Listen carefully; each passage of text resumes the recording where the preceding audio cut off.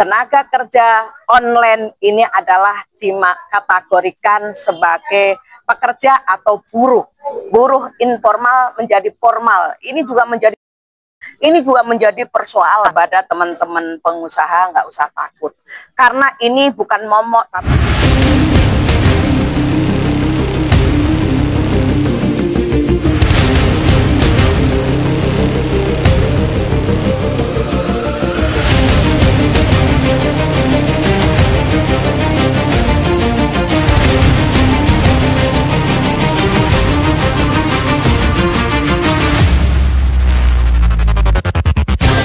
Bismillahirrahmanirrahim. Assalamualaikum warahmatullahi wabarakatuh.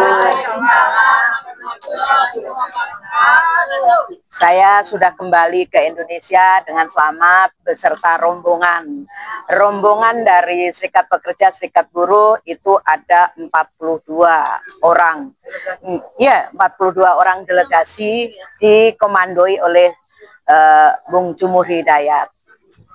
Memang banyak cerita ya di dalam delegasi tahun 2025 dan sidang ILO yang ke-113 ini, delegasi ini sangat banyak ya, kalau dibilang gemuk atau segala macam. Yang biasanya hanya 16 orang sekarang menjadi 42 orang. Bahwa hari ini banyak sorotan, Pak. Kenapa sih kok terlalu banyak itu?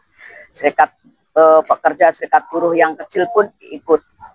Ini sebenarnya sidang ILO ini adalah membahas banyak hal yang harus kita bahas. Soal besar kecilnya itu relatif, dan itu bisa juga orang memandang seperti apa, tapi itu hal biasa, dan diberikan masukan itu hal biasa.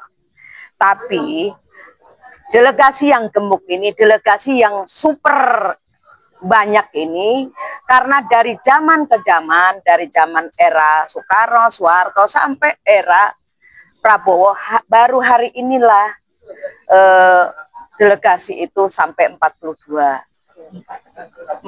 orang. Dan juga pemerintahan Prabowo maupun Menteri Tenaga Kerja dan Wamen dan semua delegasi pemerintah maupun pengusaha ini, kami bahu-membahu dengan baik. Persoalan ada hal kecil, maka di dalam sidang ILO ini memang memberikan beberapa dukungan, beberapa hal yang kita capai. Satu adalah soal Palestina. Palestina ini sudah diakuin penuh sebagai anggota penuh kemerdekaannya di sidang ILO. Dan yang kedua, di Myanmar ini memang masih ada rekomendasi, ada hal yang memang nantinya di tahun 2026 akan dibahas ulang kembali. Kenapa? Banyak hal bukan karena kita beda-bedakan, tapi ini adalah yang sudah disepakatin dari 188 negara. Itu yang berkaitan dengan banyak hal ya, ini tentang negara. Soal tentang digital platform itu adalah tenaga kerja. Kalau Indonesia ojek online, semua yang online dan yang lain itu sudah dibahas, dan itu disepakati dari 188 negara, hanya 27 negara yang tidak sepakat. Selebihnya semua sepakat bahwa tenaga kerja online ini adalah dikategorikan sebagai pekerja atau buruh. Tapi hari ini kita mendapatkan apresiasi dari Kementerian Tenaga Kerja. Hari ini jam 10, teman-teman khususnya ojek online semua dipanggil dan membicarakan hal teknis. Mau kita buat perpu atau permen atau apapun itu nantinya, tapi ini kita bicarakan bukan seolah-olah tenaga kerja online atau ojek online ini sebagai tenaga atau pekerja atau buruh ini menjadi momok. Ini sebenarnya tidak. Kenapa? Ini masih semua kita bicarakan. Pasti ada aturan main tersendiri dibanding buruh yang ada di pabrik. Ini nggak bisa kita batasi dengan waktu 8 jam. Karena online ini nanti persyaratan dan aturan-aturan main itu dibicarakan di dalam negeri. Karena semua negara-negara yang sepakat itu dikembalikan ke negaranya untuk membuat aturan undang-undang maupun perpu atau permen atau kepres dan yang lain-lain. Ini tinggal kita sepakati bersama. Ini ya. Terus yang berikutnya tentang buruh informal menjadi formal. Ini juga menjadi polemik. Ini juga menjadi persoalan. Karena persoalan ini, agenda ini baru tahun inilah kita bahas. Maka ini akan kemarin kita sudah bahas tentang aturan main dan juga tentang definisinya. Maka di tahun berikutnya itu akan dibahas. Mudah-mudahan itu dimasukkan menjadi kompensi agar rakyat Indonesia itu betul-betul ada perlindungan terhadap buruh informal menjadi formal. Jadi saya berharap kepada seluruh rakyat Indonesia, kepada teman-teman pengusaha, nggak usah takut. Karena ini bukan momok, tapi ini adalah solusi bagi bangsa Indonesia dan memberikan perlindungan terhadap rakyat Indonesia yang hari ini. Yang kemarin kami perjuangkan bersama-sama pemerintah, pengusaha. Jadi tripartit kita jalankan, kita mendapatkan hasil karena kita sama-sama. Putnya juga sama kan gitu, akhirnya mendapatkan sambutan yang sangat baik.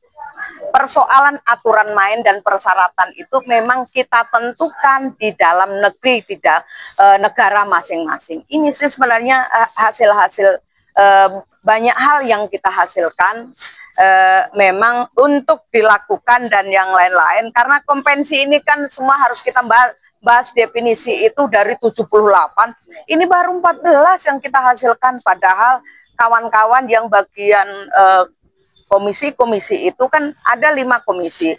Kalau tentang budget itu udah clear ya, udah clear.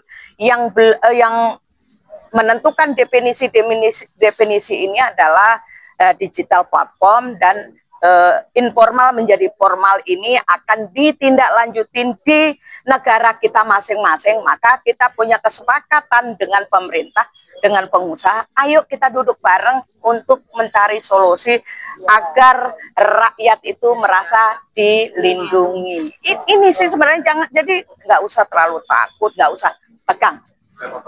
Ya. Teknisnya nanti gimana? Seperti yang tadi disinggung, kalau yang soal informal maupun yang online itu kan tidak terbatas waktu. Ya. Karena dalam undang-undang itu kan harus memenuhi syarat jam kerja. Ya. Apakah ini akan menjadi agenda? Sudah, ini teman-teman Ojol hari ini sudah diundang sama Menteri Tenaga Kerja tadi jam 10 sampai selesai. Kita akan kerjakan maraton agar segera kita menghasilkan yang terbaik untuk rakyat Indonesia. Ya. Kemarin ada beberapa perwakilan buruh yang, karena tidak semua perwakilan buruh itu dilibatkan ke Jenewa. Ya kan gini, inilah justru karena sebelumnya, Bang, sebelumnya itu yang masuk LKS tripartit itu hanya 16 orang. Dan hari ini sudah melampaui itu. Memang kalau tidak menjadi anggota LKS tripartit itu biaya masing-masing organisasi. Maka ke depan kami berharap meminta kepada Menteri dan ILO atau pemerintah lah ya Indonesia, kita akan mengajukan pemerintah Indonesia. Pemerintah Indonesia itu berikan nama dan diajukan ke ILO. ILO lah yang merekomendasi bisa atau tidaknya. Tapi kemarin 42 semua direkomendasi kan itu. Ini alhamdulillah yang tadinya hanya 16 hari ini menjadi 42, hampir 2 kali lipat kita berangkat. Maka ke depan itu kita mempunyai angan-angan atau cita-cita semua serikat buruh, serikat pekerja besar maupun kecil bisa terwakili dan mereka akan hadir di sidang ILO yang ke 114. Mudah-mudahan ini diijabah dan ini juga direstui oleh semua pihak. Karena apa? Jangan dipandang bahwa perwakilan kemarin itu banyak gemuk, tapi kita juga menghasilkan yang sangat maksimal. Karena apa? Kita ini adalah komite-komite itu ada banyak dan tidak bisa kita jangkau sendiri. Kan gitu. Kita butuh pikiran, pemikiran semua. Dari pemerintah, dari pengusaha, maupun dari serikat pekerja, serikat buruh. Kalau hanya 16 ini kan dibagi 5, hanya berapa? Kadang kalau ada yang sakit, ada yang ini, maka sebenarnya banyak atau sedikitnya itu relatif tinggal tergantung ketua delegasi dan tergantung delegasi itu sendiri mau atau tidak untuk berjuang di negara tercinta. Itu karena 188 bagaimana kita menyatukan suara ini, tapi di situ adalah kita menyatukan dan detailnya itu akan kita bahas di negara kita masing-masing. Dan di sana tidak tempat sidang PBB itu tempatnya yang menentukan itu ada negara-negara, serikat buruh, serikat pekerja, pengusaha. Jadi jangan salahkan ILO-nya. ILO itu sebuah lembaga. Kitalah yang harusnya tempat yang kita bisa mengumpul dari 188. Ini tidak mudah. Bahwa ILO itu adalah sebuah lembaga yang mampu untuk mengkoordinir semua negara-negara ini. Mudah-mudahan di sidang ILO yang ke-114 itu menambah negara-negara yang lain yang belum masuk. Kan itu. Karena masih banyak. Jadi Bang, memang masih banyak ya secara detail, tapi saya tidak akan membicarakan secara detail. Ini secara umum, dan karena apa?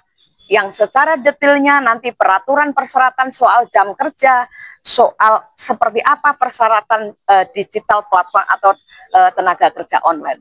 Yang tadi saya katakan bahwa itu tidak mutlak dan seperti buruh pabrik. Inilah yang mau dicari solusinya atau definisinya yang pas untuk kedua belah pihak agar tidak ada yang merasa dirugikan.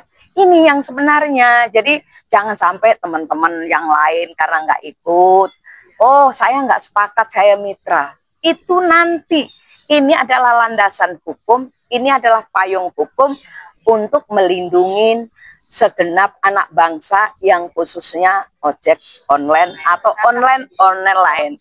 Iya, seperti kemarin ya pilot pramugari, mereka sepakat kok gitu loh. Mereka menjemput kami di bandara dan ada perwakilan, memang mereka nggak bisa banyak gitu.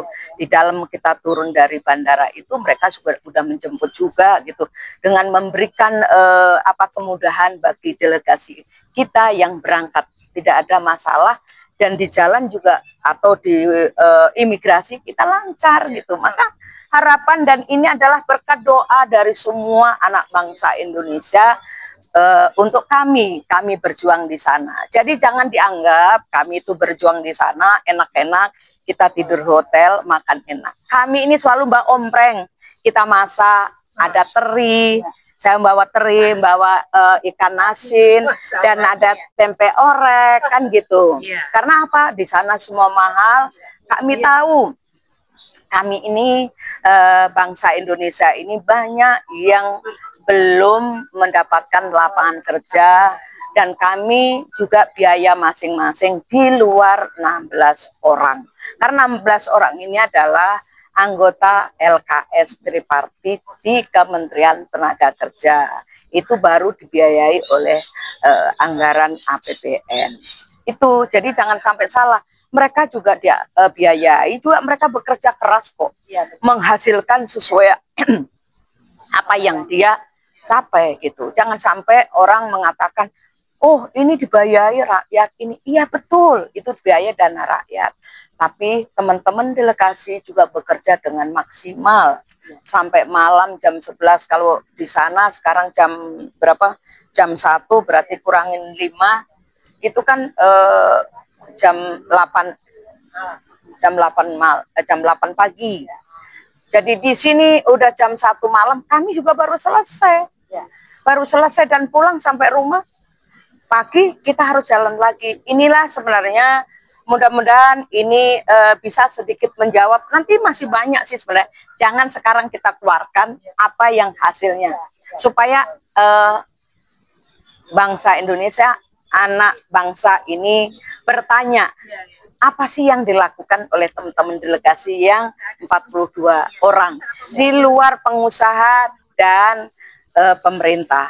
Ini semuanya bahu-membahu, tidak ada saling gontok-gontokan di sana. Kita selalu mencari solusi. Apa sih gitu yang nggak ada titik ketemu, nanti kita bicarakan di dalam negeri. Kita tidak boleh istilahnya kita baku hantam di negeri orang. Karena apa?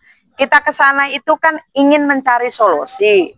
Karena apa yang kita lakukan di sana juga akan dilakukan di dalam negeri masing-masing.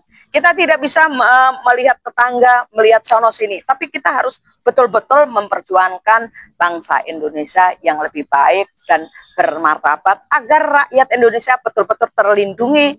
Pemerintah hadir, dan hari ini mudah-mudahan pemerintah hadir. Maka saya ucapkan banyak terima kasih kepada Presiden Republik Indonesia yang ke-8, Bapak Prabowo Subianto beserta jajaran, dan kepada Menteri Tenaga Kerja Pak Yasirli, Wamen, Pak Noel, Ibu Dirjen, dan semua krunya yang ikut hadir di sana.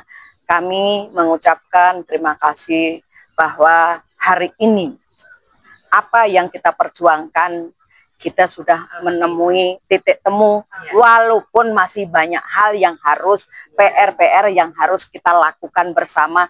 Dan mulai hari ini sudah mulai, Menteri Tenaga Kerja sudah mengundang ojol dulu. Khusus ojol ada 10 tadi yang diundang. 10 ojol itu, kalaupun ada yang belum, nanti kita akan sampaikan agar yang lain juga diundang, agar tidak ada yang istilahnya, oh kok saya nggak diundang.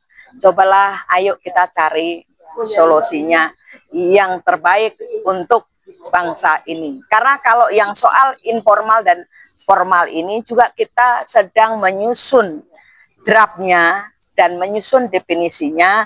Tahun depan itu akan bicarakan. Walaupun itu masih nyusun definisi dan draftnya, kami dengan pemerintah akan duduk bareng untuk mencari solusi tentang buruh informal menjadi formal ini. Ini yang harusnya kita sama-sama lakukan. Nggak usah kita takut dan nggak usah kita akan merasa merugikan yang lain. Bahwa persoalan ini adalah persoalan kita bersama, persoalan bangsa yang harus kita ambil solusi yang terbaik untuk rakyat Indonesia agar merasa terlindungi. Saya rasa itu aja. Terima kasih. Wassalamualaikum warahmatullahi wabarakatuh.